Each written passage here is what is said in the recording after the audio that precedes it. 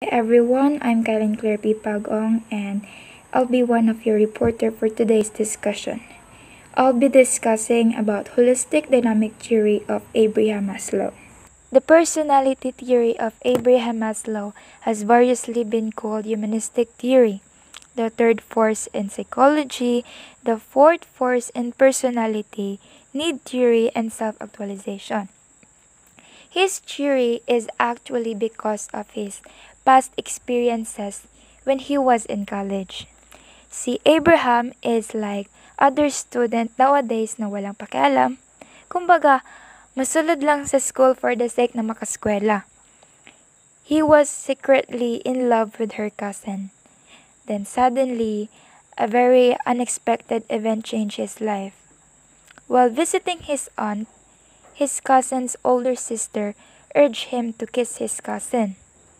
As naive as Abraham was, he did, and to his surprise, his cousin kissed him back. And who would have thought na that kiss would make Abraham's life meaningful? So yung Abraham before na walang pake sa school would become a brilliant scholar.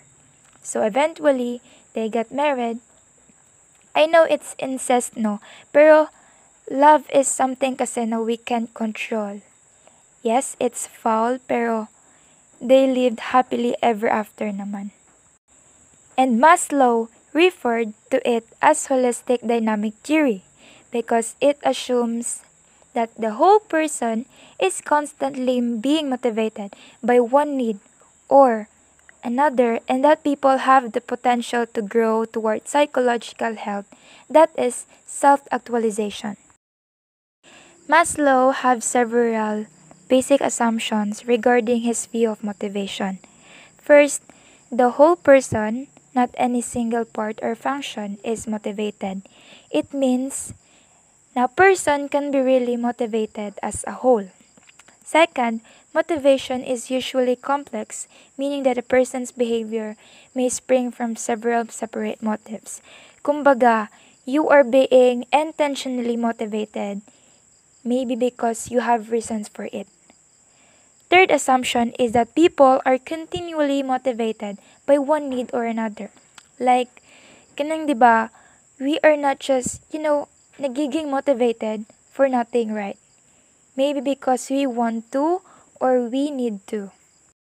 Another assumption is that all people everywhere are motivated by the same basic needs. A person can be motivated by his basic needs such as water, shelter, food, love, or something like that. A final assumption concerning motivation is that needs can be arranged in a hierarchy. In this final assumption, our need can be categorized into lower to higher level. So doon papasok ang hierarchy of needs.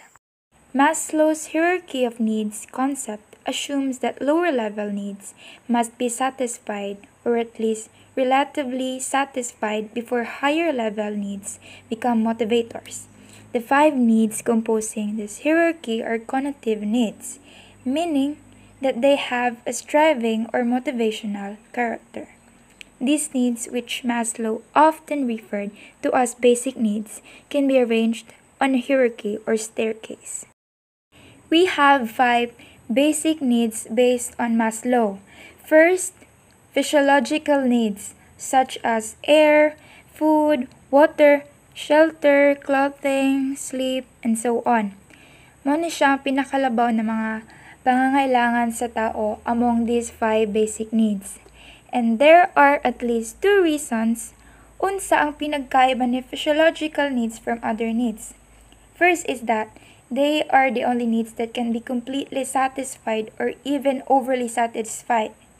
Meaning, anyone can be satisfied by food. But on the other hand, pag masobran ta og food, then busog na kayo ta, diba afterwards we feel like kasukaw na ta or something. This means na physiological needs can be either completely or overly satisfied as. Second reason is that physiological needs differ from other needs because of its recurring nature. Kanang we tend to constantly need this. Maong, di ba? We eat at least 3 times a day or more pagani. Because as a human being, sa gustuhan mo na to or dili, gutom man jud ta again and again. Then we have safety needs. This includes security of body, of employment, of resources, of morality, of the family, of health, of property. When people have partially satisfied their physiological needs, they become motivated by safety needs. So, unsa di ay ang characteristics na safety needs na wala kay physiological needs? For one reason, safety needs cannot be overly satiated. These needs can never assure us a complete protection. Kanang, if we have all these safety needs ba, are these enough para maiwasan nato ang baha, lindol, sunog, or something like that? So moving on, after people partially satisfy their physiological and safety needs, they become motivated by love and belongingness needs, such as friendship, family, intimacy, sense of connection with others. People who have had their love and belongingness needs adequately satisfied from early years do not panic when denied love. So, when they got rejected by someone, they won't feel devastated at all because these people have confidence that they are accepted by those who are important to them. A second group of people consists of those who have never experienced love and belongingness, like yung mga taong never been hugged, kissed, or never felt in love in their whole lives. And therefore, they are incapable of giving love. Because, diba, you cannot give what you don't have. So, Maslow believed na kani ng mga tao will eventually learn to devalue love and to take its absence for granted. A third category includes those people who have received love and belongingness only in small doses. Tungod kay they feel like kulang pa ang love na ilang na-receive, this will instead motivate them to seek more love from others. Fourth is we have esteem needs.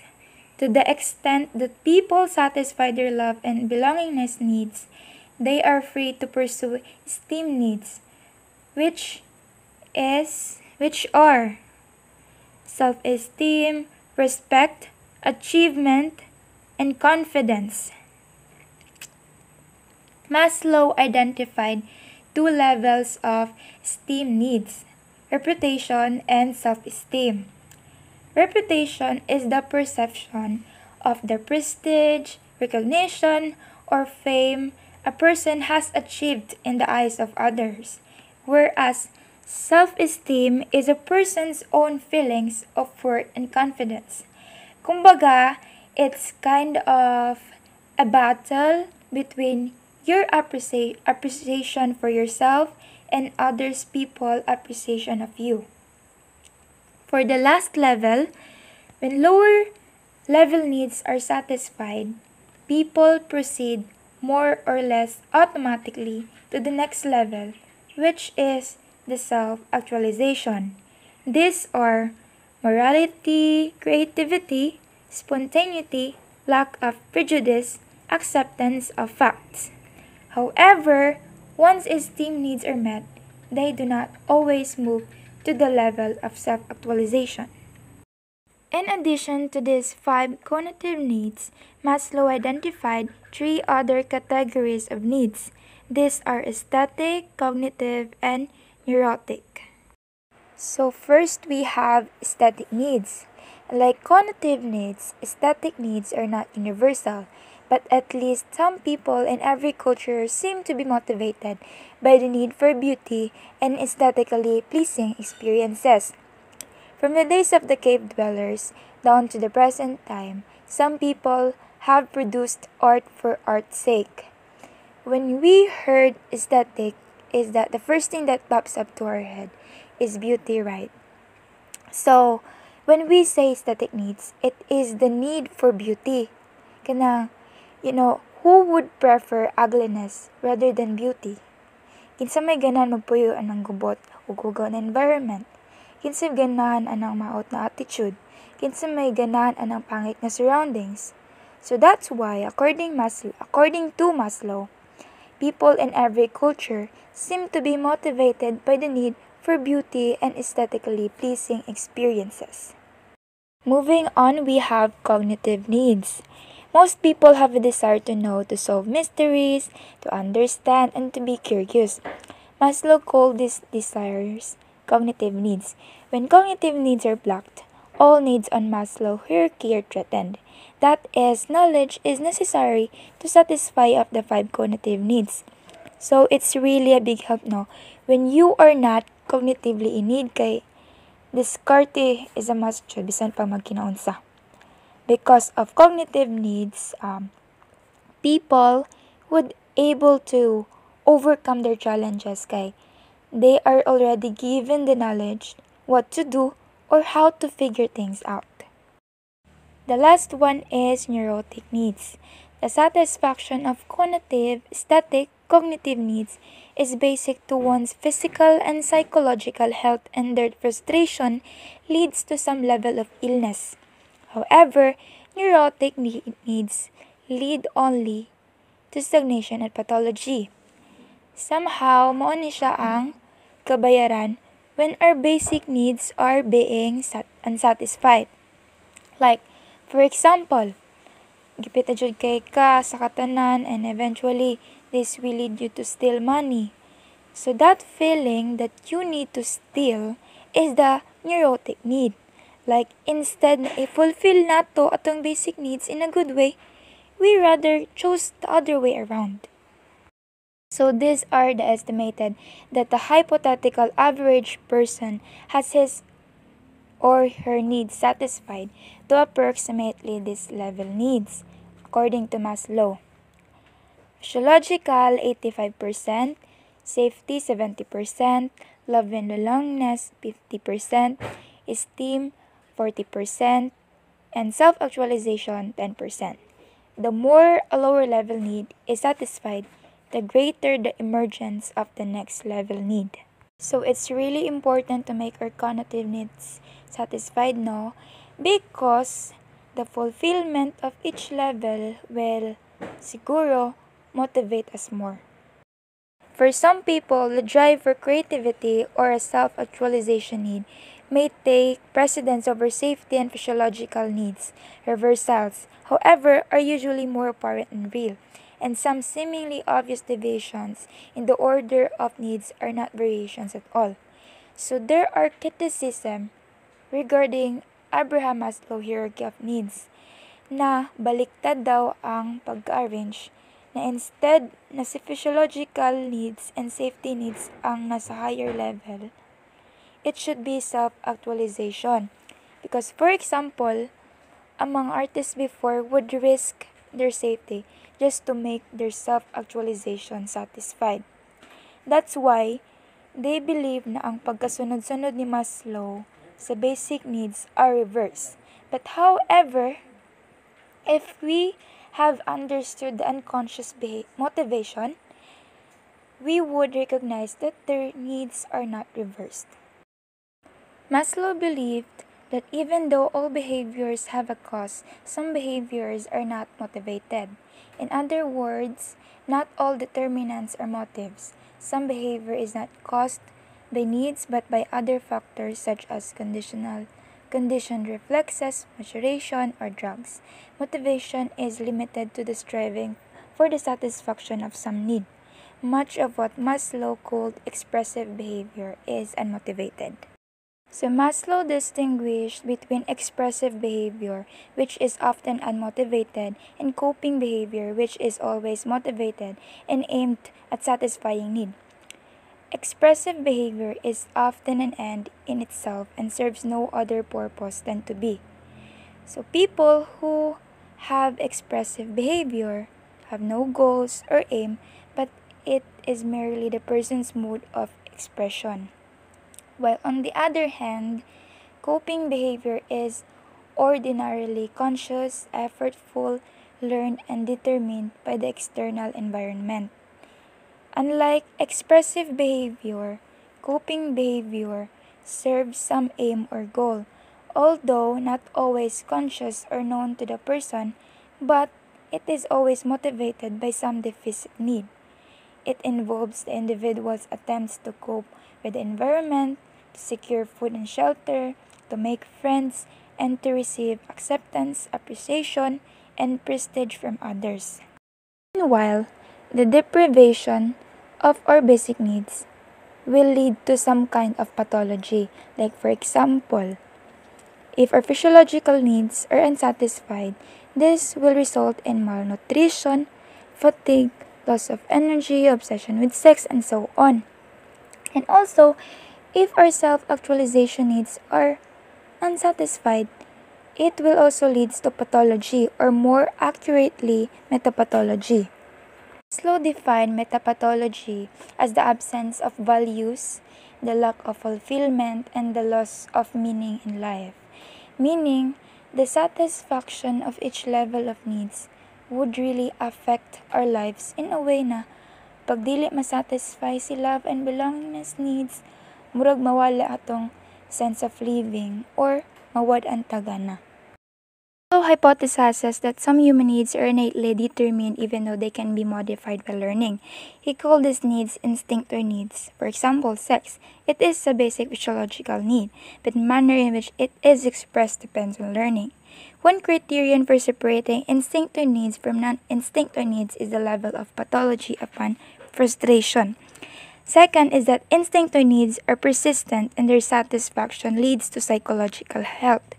Third is that instinctive needs are species-specific. Therefore, animals' instincts cannot be used as a model for studying human motivation. Fourth, though difficult to change, instinctive needs inhibited or altered by environmental influences because many instinctive needs are weaker than cultural forces.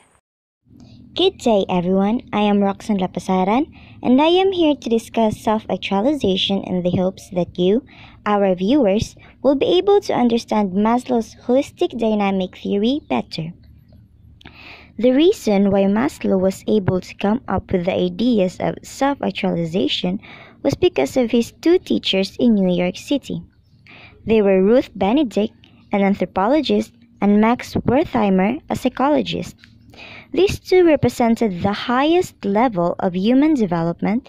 That's why they were so different from average people, or so Maslow believed. And this was what he called self-actualization. Because of his curiosity, Maslow decided to conduct a study. This was the beginning of his quest for the self-actualizing person. He called the two professors good human being and hoped to find other people like them. Unfortunately, he was disappointed a lot of times in searching for those people. Some handicaps that he encountered were first, he was trying to find a personality syndrome that's not clearly identified.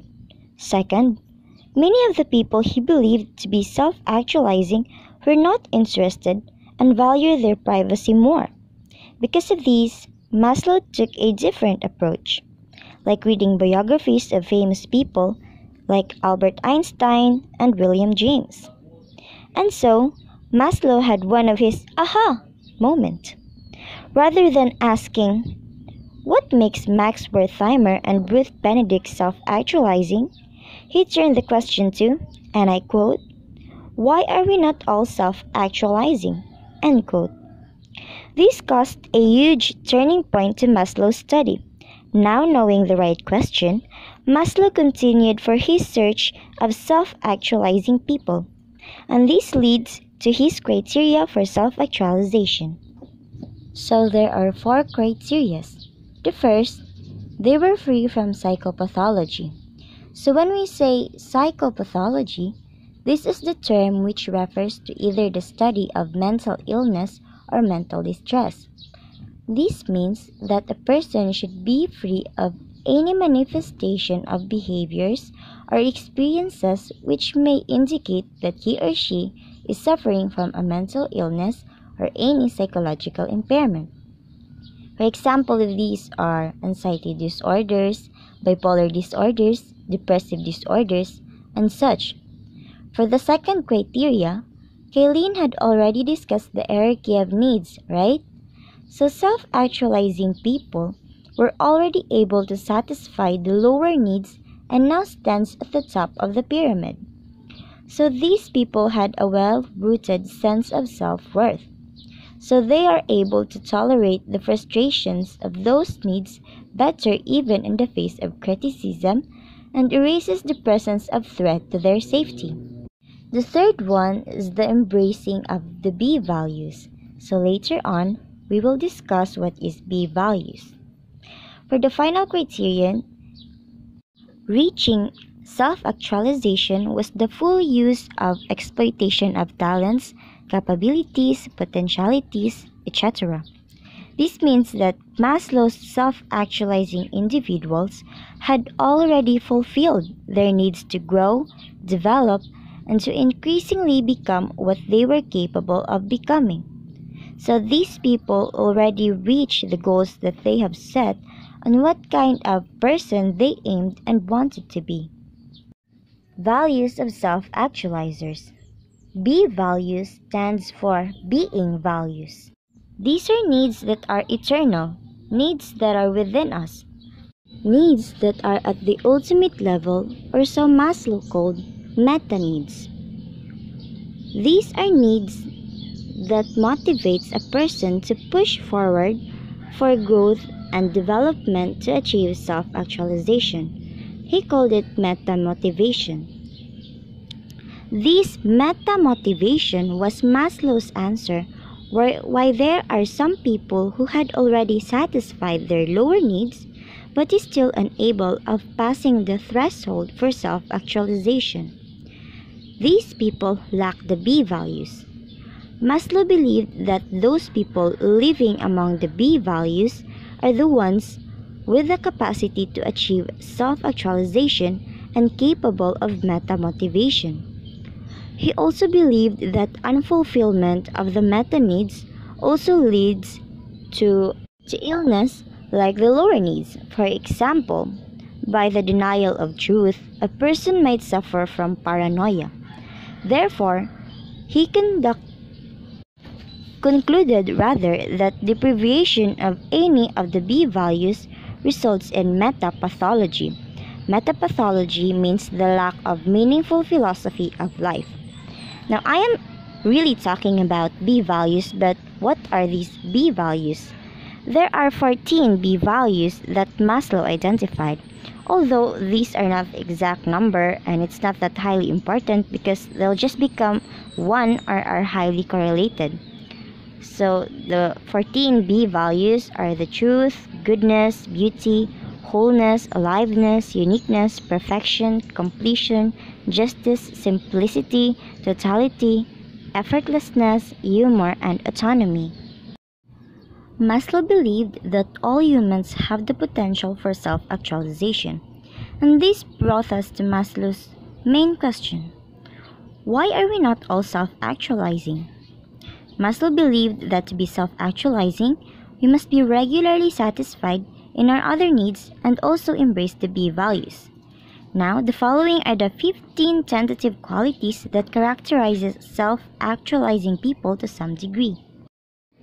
Una, more efficient perception of reality. Self-actualizing people can more easily detect phoniness in others.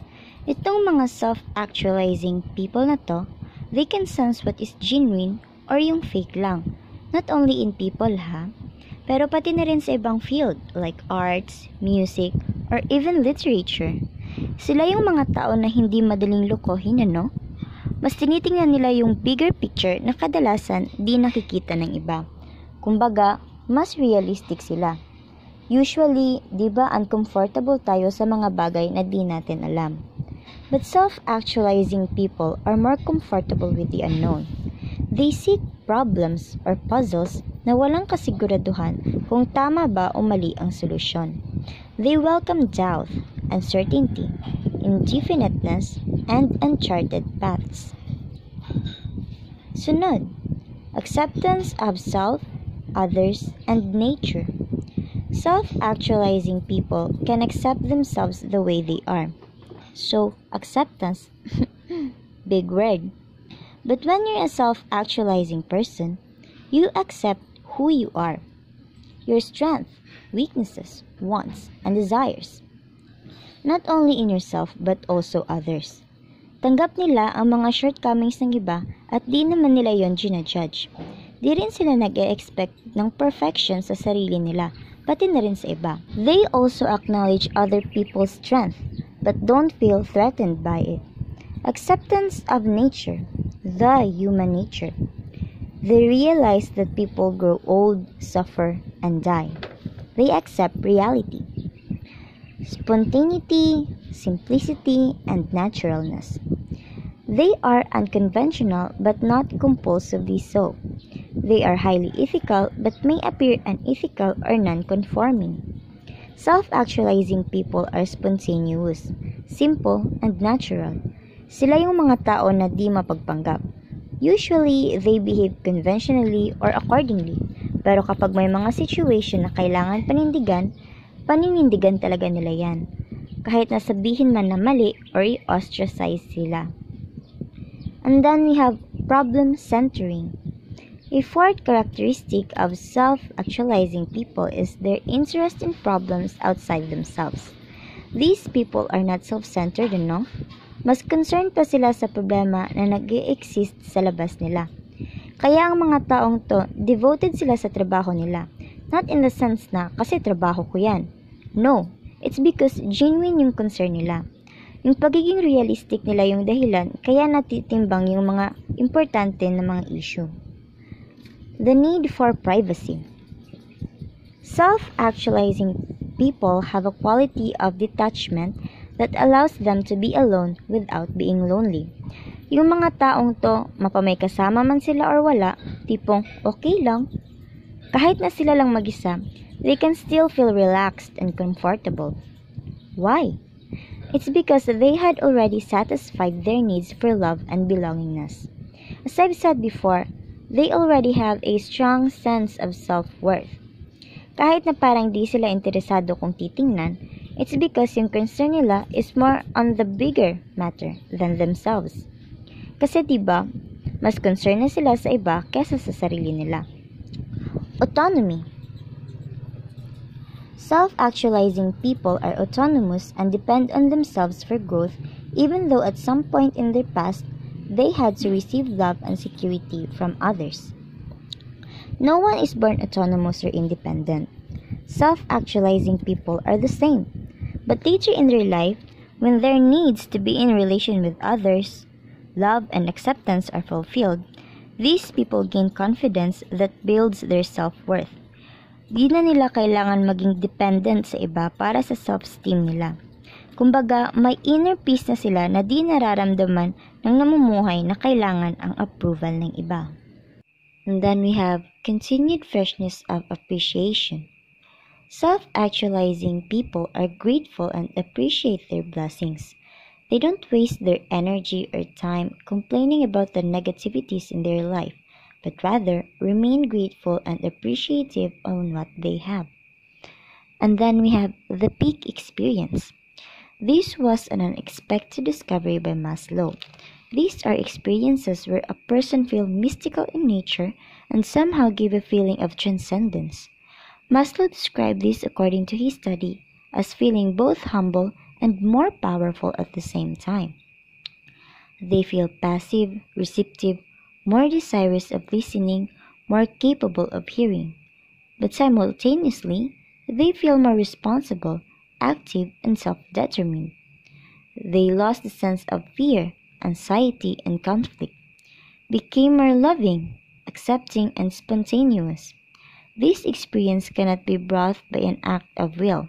It occurs unexpectedly, maybe even on ordinary moments. Now, did you ever had such an experience? Jimmy's Schaffsgefühl.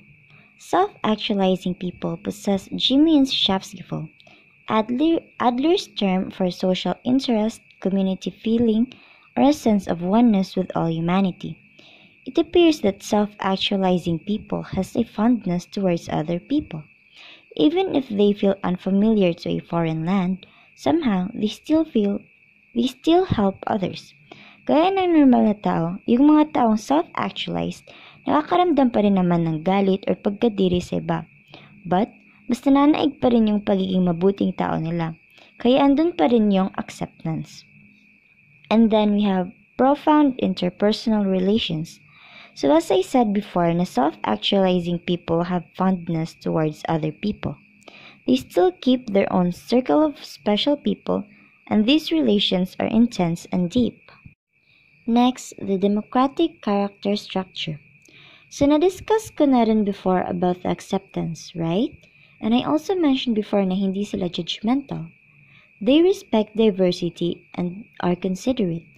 Pero kahit na ganun, if they are with people who exhibits evil behavior towards them, they do not just accept it. Instead, they fight against evil people and evil behavior. Self-actualizers also have the desire and ability to learn from anyone. And then we have the discrimination between means and ends. Self-actualizing people have a clear sense of right and wrong. They enjoy doing something for its own sake and not because it's a means to some other end. And then we have the philosophical sense of humor. Self-actualizers' humor are not something that can cause obstruction.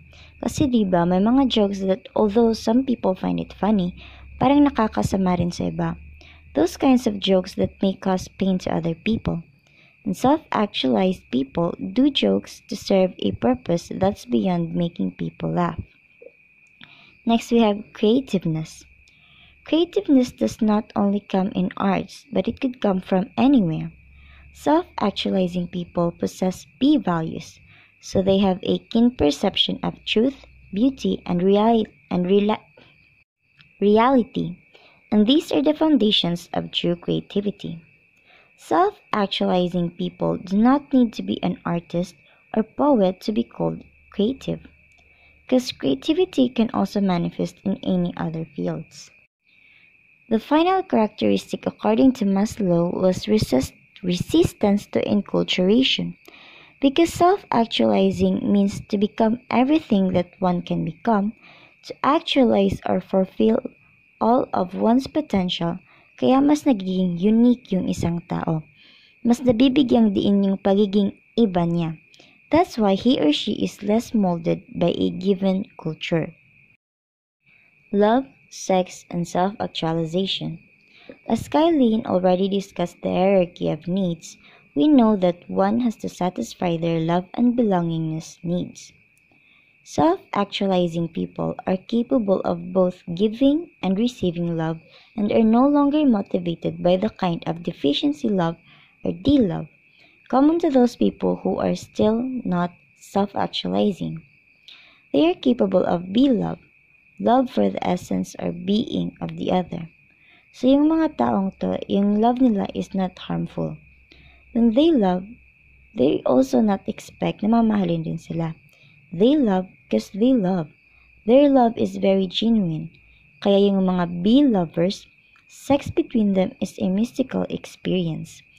Kahit na normal naman na ang lust and sex or other kinds of sensuous pleasures, they are not dominated by sex. Actually, mas natotolerate nila yung absence ng sex. Although sex is not always a heightened experience for them, may times na may hint of playfulness and humor ang ganitong activities. But this is to be expected because playfulness and humor are parts of the B values. It was when Maslow attended medical school that he came up with the term desacralization. He came up with this term when he saw how some medical professionals nonchalantly tossed a recently removed body parts onto a table. Desacralization is the type of science that lacks emotion, joy, wonder, awe, and rapture. Kaya parang na-trigger si Maslow dito, no, since he is kind of a humanistic. That's why he said that scientists must be willing to resacralize science. to instill science with human values, emotions, and rituals. Maslow argued for a Taoistic attitude for psychology, one that would be non-interfering, passive, and receptive. This new psychology would abolish prediction and control as the major goals of science and replace them with sheer fascination and the desire to release people from controls so that they can grow and become less predictable. Maslow insisted that psychologists must themselves be healthy people, able to tolerate ambiguity and uncertainty. They must be intuitive, non-rational, insightful, and courageous enough to ask right questions. The Jonah complex. Almost all of us has this kind of fear. Fear of success, fear of greatness. Even Maslow did. Even with the IQ of 195, he was an average student, and even experienced panic when called to deliver a talk, even if he's a world-famous psychologist. Why do people run away from greatness and self-fulfillment? Well, Maslow provided two rationale. First one is, the human body is not strong enough to endure the ecstatic feeling of fulfillment in any length of time. We might say, this is too much, I can't stand it anymore. For example, peak experiences or social orgasms. It would be really taxing if they lasted long. Second, appalled by one's own arrogance. We all have the dream of our own greatness, like becoming a world-known writer, one of the most successful women in Asia, or making the most famous stories. But when we compare ourselves to those people who actually did it, we are appalled by our own arrogance. We think, who am I kidding? To be able to do something that great? Nah. In result, we'll feel stupid and humble, maybe even a temporary loss of self-confidence, and adopt the self-defeating approach of running away from the realization of our own potential, just like what Jonah did in the Bible. To Maslow, the aim of therapy would be for clients to embrace the being values, that is, to value truth, justice, goodness, simplicity, and so forth. To accomplish this aim, clients must be free from their dependency on others so that their natural impulse toward growth and self-actualization can become active. The behavior of people motivated by physiological and safety needs is determined by outside forces, whereas the behavior of self-actualizing people is at least partially shaped by free choice. In the dimension of consciousness versus consciousness, Maslow held that self-actualizing people are ordinarily more aware than others of what they are doing and why.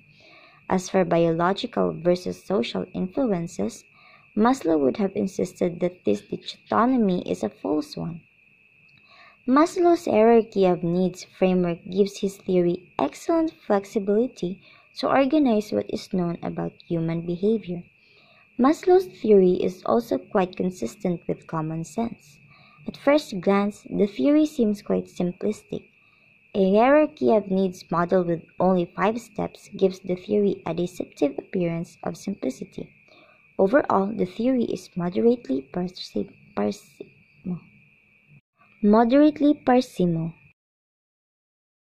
That would be all regarding our topic on Maslow's holistic dynamic theory. We would like to extend our gratitude to our viewers who spent some of their times in listening to our report. Have a good day and God bless.